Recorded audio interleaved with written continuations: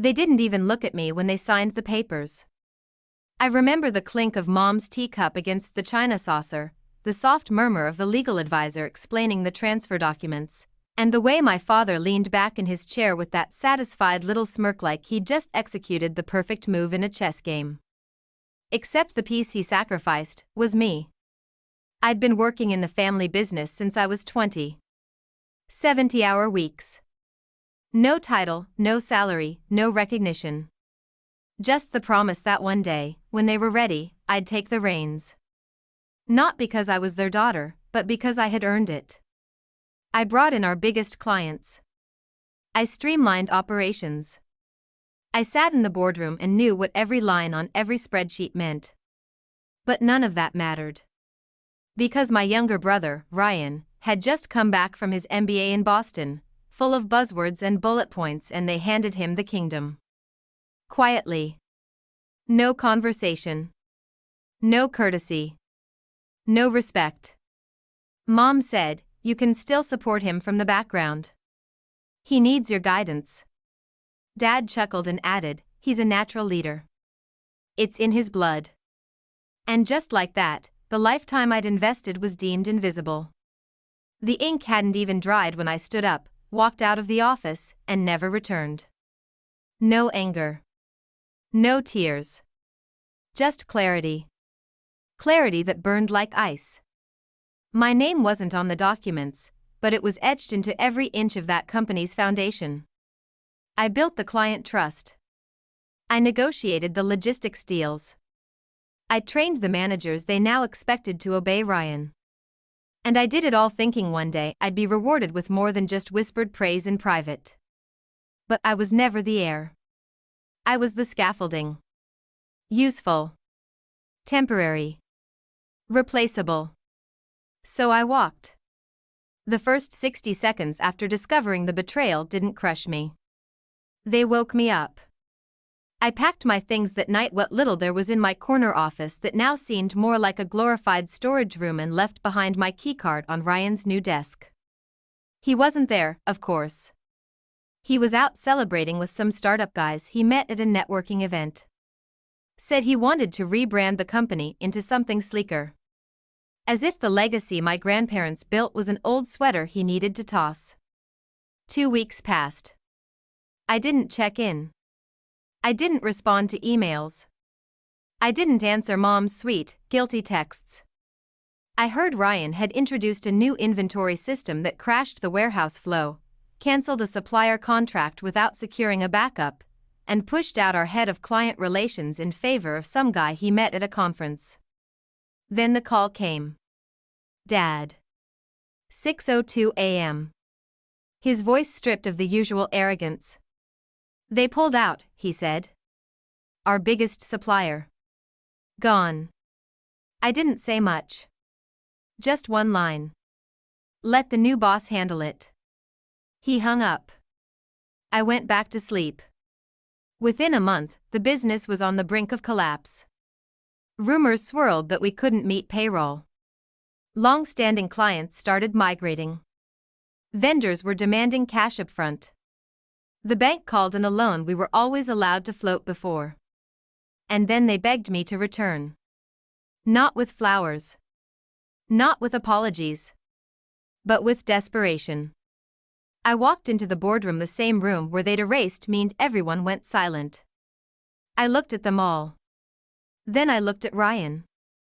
And I said, I repeated, letting my voice settle in the stunned room like dust in a crypt, "You wanted a leader. So lead." Ryan's face flushed. He tried to compose himself, fumbling with the iPad in front of him, but his fingers betrayed the tremble in his nerves. Mom looked like she hadn't slept in days. Dad looked older. Smaller. The boardroom hadn't changed, but I had. The air was thick with the smell of stale coffee and expensive failure. Contracts, printouts, investor memos scattered across the mahogany table like battlefield debris. I knew that look. Panic wrapped in denial. "Please," Dad finally said, "just hear us out." And I did. I stood silently as they explained everything I already knew: how Ryan's impulsive modernization plan gutted our core structure, how he let go of the old COO, citing redundancy, how his college friend, now acting as a head of operations, botched the logistics transition so badly that orders were going unfulfilled for weeks, how our supplier of 18 years pulled out after being ignored in favor of a disruptive new vendor that ghosted mid-contract. They tried to present the facts clinically, like this was just business. But this wasn't just business. This was family. And I had been left for dead. You didn't just give him control, I said, my eyes locked on Dad's. You erased me. And now you want me to rescue what you threw away like garbage? Ryan snapped, okay, that's not fair. I turned to him. You want to talk about fair? Let's. My heels clicked as I walked to the windows and pulled open the blinds. Sunlight flooded the room. The city glinted beyond, clean, bright, alive. The opposite of what this company had become under his reign. I brought in 27 new clients in 4 years, I said. I secured long-term logistics contracts that buffered us from fuel cost volatility. I rebuilt vendor trust after Dad's fallout with the Morales Group. And I did all of it without a title, without recognition, and without ever asking for more than the promise of a seat at this table. Mom flinched. Good. You let him waltz in with no real-world experience and handed him the keys to a kingdom he didn't even help build. Ryan scoffed. I studied under people who built billion-dollar companies. I stepped closer. And I bled for a real one. Silence. Not even the hum of the air conditioning could soften the tension. Dad ran a hand down his face. We made a mistake. The words felt hollow. A last-ditch PR move to keep me from walking again. I wasn't here for apologies. I was here to understand the depths of their desperation and whether there was anything left to save. So I sat. I listened. The numbers were worse than I thought. Debt had ballooned. Margins were razor thin. Client trust was in the gutter. Staff morale was dead. 3 department heads had resigned in the past month. HR was under audit. Lawsuits were looming from failed delivery contracts. And our largest investor, Mr. Delacroix, was threatening to pull out. Everything I had built was in shambles. You want me back? I asked. Everyone nodded. Then you give me full control. Not partial. Not conditional. No board votes, no sibling partnerships, no behind-the-scenes puppeteering. I take the wheel, and anyone who doesn't like it can step out now. Ryan stood. You're not serious. You want me to step down? Just like that? I stared at him. You already stepped down. You just don't know it yet. He turned to Mom. You're okay with this? She looked down. Then nodded. Dad didn't say a word. I knew, in that moment, that I had won. But it didn't feel like victory. It felt like standing in the ashes of a house you warned them would burn. I arrived at 5:45 am, first one in, as always. I stood outside the building, staring up at the logo that once made me proud. It was tarnished now. Not just the company's name, but mine too. I'd been the shadow. Now I was stepping into the light. My first action, fire Ryan's team. The innovation unit was gutted by noon. The CFO he'd installed was let go within the hour, after I found evidence of mismanaged vendor payments.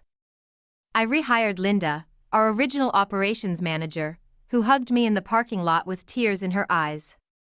I knew you'd come back, she whispered. But not everyone was glad to see me. Some still saw me as just the daughter, not the leader. Others had grown loyal to Ryan's promises: promotions, bonuses, remote Fridays, team-building retreats. They resented my hardline approach. They called me cold. I didn't care. This wasn't a popularity contest. It was triage. We were hemorrhaging from every limb, and I was the only one willing to cauterize the wounds. I spent sleepless nights rebuilding vendor relationships. I got back on the phone with our oldest clients, apologizing one by one.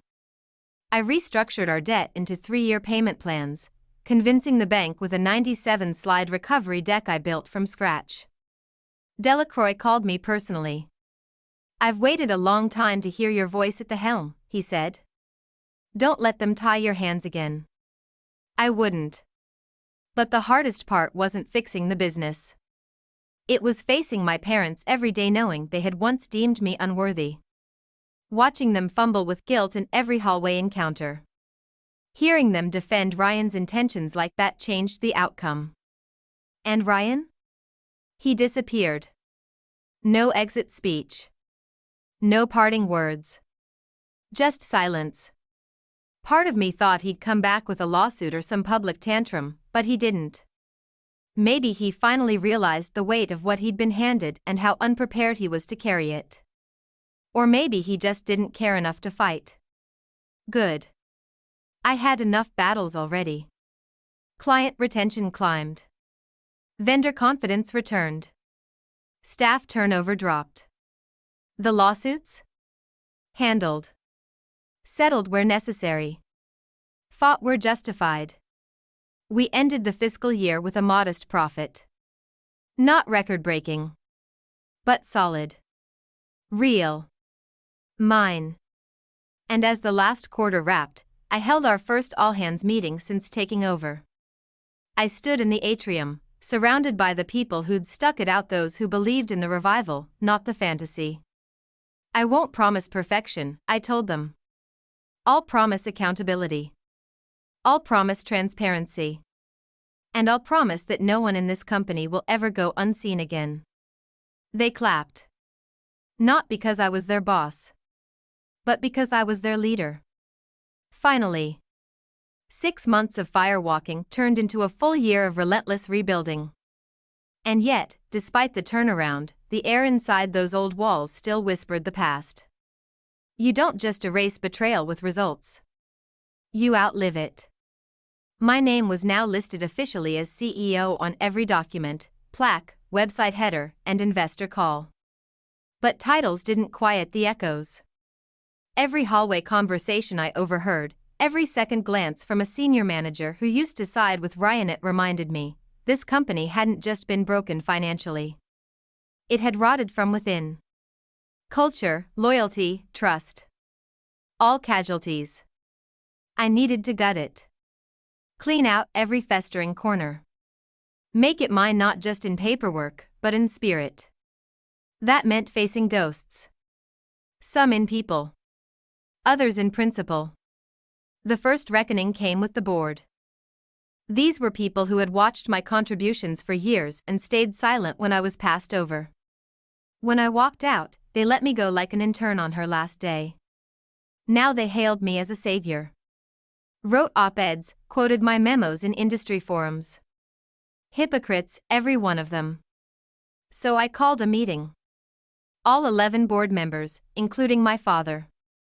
"I'm restructuring the board," I said, without preamble. Effective immediately. Silence. "I've brought in an external auditor to review all decision-making over the past 3 years. If any of you feel uncomfortable with that, consider this your formal invitation to resign before the report drops." The legal advisor coughed lightly, eyes wide.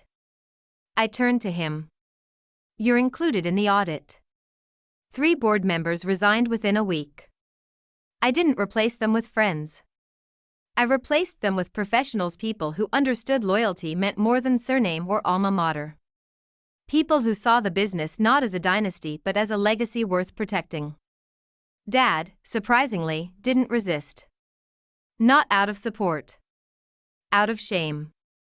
"I should have listened to your mother," he mumbled after the meeting, then corrected himself. "No, I should have listened to you." Too late. He remained on the board, silent as a stone during calls, his authority shriveled like a fruit left too long in the sun. I didn't force him out. I wanted him to sit through every quarter, every earnings report, every victory I achieved without his fingerprints on any of it. That was justice. But the real reckoning? That came when Ryan returned. He showed up on a Wednesday. Unannounced. I was in a meeting with the marketing team when my assistant buzzed me. "There's a Mr. Ryan Langley in the lobby. He says he's here to speak with the CEO." I paused. Not out of nerves, out of interest. "Tell him I'll give him 10 minutes. No more." When I stepped into the executive lounge, he was standing by the window, hands in pockets, looking out at the skyline like it still belonged to him. He turned as I entered. "Nice office," he said. I crossed my arms. "It's not an office. It's a battlefield. What do you want?" He gave a half smile. "Closure? Funny. That's what the suppliers said when you ghosted them mid-quarter." His smile faltered. "I messed up," he admitted. "I was in over my head.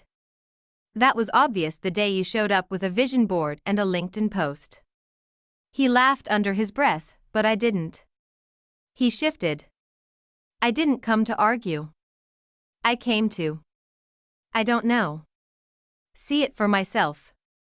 What you've built." "You mean what I rebuilt?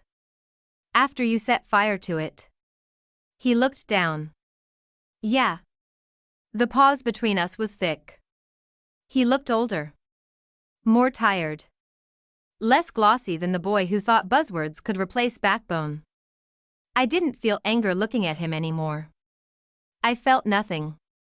"You were always better at this," he said quietly. "You could have said that a year ago." He nodded. "I didn't want to believe it then." I stepped closer, my voice low. "You didn't want to believe it because it meant admitting that the girl who worked 10 times harder than you deserved 10 times more. But your ego couldn't stomach that." He met my gaze. There was no defense this time. Only surrender. "What are you doing now?" I asked. "Consulting," he said. "Small firms. Startups. Do they know what happened here?" "I'm honest with them. Now." I looked at him a moment longer, then gave the smallest nod. "Then maybe you've learned something." He took a breath. "Would you ever consider?" "No," I said before he finished. "I haven't asked anything yet." "You were about to ask if you could come back in some capacity." "The answer's no." He didn't argue. Just nodded again. Then he left. And with him, so did the last piece of unfinished business in my heart. I didn't need revenge. I needed release. It found me late at night, alone in the office, staring at the old photo on my desk, me, 23, beaming in a company t-shirt during our first $1 million quarter. Back then, I believed that hard work always won. Now I knew better. Hard work plus ownership. Effort plus boundaries. Loyalty plus self-respect. You can pour your soul into something, but if you don't claim it, they'll take it from you with a smile. I learned that the hard way.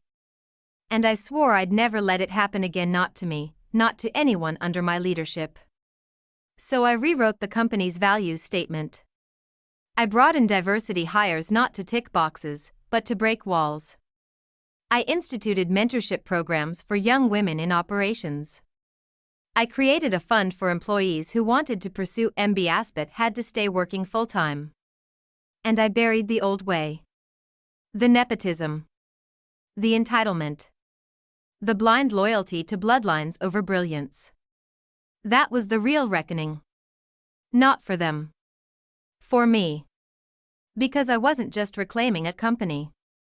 I was reclaiming myself. The first time Forbes reached out, I ignored the email. I thought it was spam. Or worse, pity. But they followed up. 3 times. "Your leadership turnaround is one of the most impressive family business recoveries of the decade," the editor wrote. "We'd love to feature your story. Preferably, your version." My version. Those words sat with me for a while. So often, I'd been edited out of meetings, decisions, history. Now, the world wanted to hear the truth. My truth. I agreed to the interview. But not for the attention.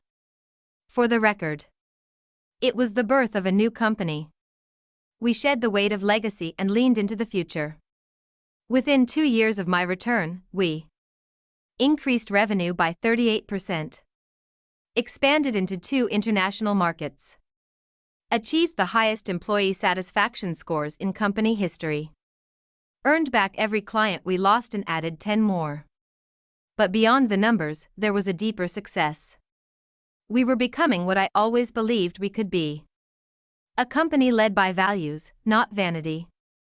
One morning, I walked through the factory floor at 6 a.m., coffee in hand, hair tied up, no blazer, just a company hoodie. "Morning, boss," one of the line workers called out. I smiled.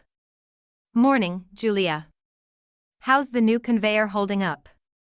"Like a dream. Way better than the last one. Thanks for listening." That was it. No ceremony. No title drop. No PR stunt. Just a leader showing up. Just respect earned, not demanded. That's when I knew we had risen. But with every rise, something falls. And what fell was the last wall I had around my own vulnerability. It happened on a Thursday evening, after a long investor pitch. I was alone in the executive suite, watching the skyline turn orange as the sun dipped behind the towers. The office was quiet. I pulled out an old notebook from my drawer, one I hadn't touched since the day I left the company. Its pages were filled with scribbled ideas, plans, contingency maps, and client meeting notes. Raw ambition. Raw hope. I found a post-it stuck between 2 pages. I'd written it to myself at 25. "If they won't give it to you, build it yourself." And I had. But I hadn't done it alone. Behind every successful decision was someone who had stayed. Linda. Dev from IT. Our logistics lead. The junior project manager who had defended me in meetings when I wasn't around. The interns who looked up to me and weren't afraid to say it out loud. I realized then, the rise wasn't mine alone. It belonged to every person who believed in me, especially when I didn't. Companies reached out for consulting. VCs wanted me to join their boards. A publisher emailed asking if I'd consider writing a book. I said no to most of it. Not because I wasn't proud. But because I wasn't done here yet. Our work wasn't over. There were still cracks in the industry, still biases that ate away at progress like rust on steel. In one meeting, a male executive from a partner company kept addressing questions to my male CFO, even after I corrected him twice. So I leaned in and said, "If you need help looking at me when I speak, I can have someone print my name on a flashcard." The room went quiet. Then the CFO smiled and turned back to me. "She runs this company, and she's being generous enough to let you speak. Let's not waste her time." That's what rising looks like. It's not just climbing. It's lifting others as you go and building rooms where respect isn't negotiable. 3 years after I returned, we held our first Founders and Future Conference. An internal summit. Not for investors. For our people. Every department shared ideas.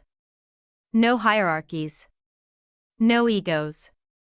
From janitorial to executive, every voice was equal. I stood on the stage that first morning, looking out at the faces of 300 employees, some new, some old, all part of this rebirth. I took a breath. "My name is Cora Langley," I said. "And this company once forgot me. But I never forgot it. I'm not here because of a title. I'm here because I refused to disappear. I'm not building an empire. I'm building a legacy. One where no one is invisible." The applause wasn't loud. It was thunderous. And behind it was peace. She came by the office one evening. Quiet. Tentative. Do you have a moment? She asked at the door, holding a box in her hands. I nodded. She sat across from me, hands folded over the box like a nervous schoolgirl. I've been thinking about that day, she said softly. The day we gave Ryan everything. I didn't say anything. She opened the box. Inside were old photos. Ones I hadn't seen in years. Me at my first company picnic. Me with a clipboard during inventory week. Me standing beside Dad as he cut the ribbon at our third warehouse. I went through all the archives, she said. You were always there. And we never really saw it, did we? I looked at the photos, emotions coiled in my chest. You didn't want to see it, I replied. It was easier to see him as the heir. She nodded slowly. We thought we were protecting you. But really, we were just protecting our own bias. I didn't forgive her then. But I didn't hate her either. I just let her sit there. In the truth. But not to work. To dream. I took a blank sheet of paper and wrote a new note to myself. You didn't just survive them. You surpassed them. Then I taped it to the back of my office door. The rise wasn't about revenge. It was about return. To power. To peace. To purpose. I wasn't the unchosen daughter anymore. I was the one who chose herself. Legacies aren't born in boardrooms. They're written in the silence after you've walked away from everything and still chose to come back. 5 years have passed since the day I reclaimed the company they once gave to my brother. Now, as I sit in the same chair where he once played CEO, the weight I carry is no longer one of resentment. It's responsibility. It's reverence. It's resolve. We are no longer their company. We are ours. The name is the same, but the DNA has changed. We've grown past the borders of our city, our state, even our industry. What once was a tightly wound family operation now stands as a blueprint for something bigger, something inclusive, sustainable, human. People ask me what our secret was. There wasn't one. Just a choice, to do what was right, even when no one saw it. Especially then. This morning, I walked through the newest wing of our headquarters, a space built from the ground up by architects we mentored through our community incubator program. Young, scrappy, brilliant minds who would have been overlooked by firms that cared more about portfolios than passion. The wing is named the Backbone Building. For those who carried the company when no one noticed. There's a plaque near the entrance. I didn't write it. The staff did. It reads, for the ones who showed up early, stayed late, and built in silence until the world finally listened. I paused when I saw it for the first time. Because for a long time, that was me. I moved out of my downtown condo and into a house on the edge of the city. There's a garden. A kitchen that smells like basil in the afternoons. A rescue dog named Rumi who follows me from room to room like I'm the sun. I don't bring work home anymore. Not because the work isn't demanding. But because I've built a team I trust. And more importantly, because I've stopped measuring my worth by how exhausted I am. That lesson came late, but it came. Not as siblings trying to fix the past. As two people who now understand it. He runs a consulting firm. Small. Local. Honest. He's better now, wiser, humbler.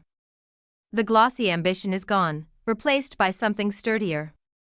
Something real. He once sent me a short message. You were always the one. I just wasn't brave enough to admit it. I didn't reply. But I kept the message. Some apologies don't need responses.